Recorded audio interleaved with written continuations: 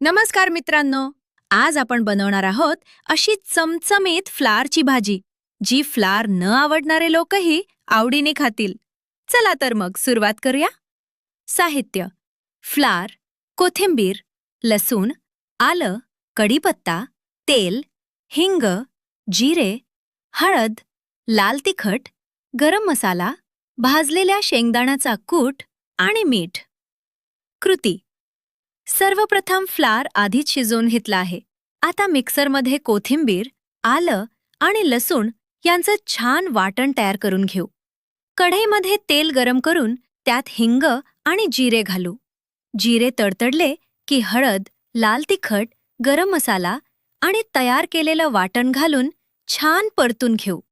आता यामध्ये शिजवलेला फ्लावर घालून मसाल्यासोबत चांगला परतून घेऊ.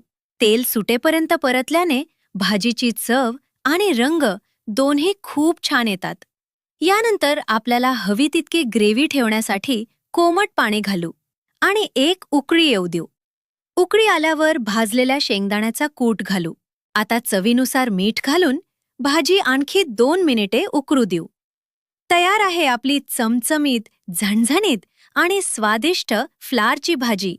ज्यांना फ्लावर आवडत नाही ते सुद्धा ही भाजी आवडीने खातील. तुम्ही हे नक्की करून बघा. रेसिपी आवडली असेल तर व्हिडिओला लाईक करा. आपल्या मित्रमैत्रिणींसोबत शेअर करा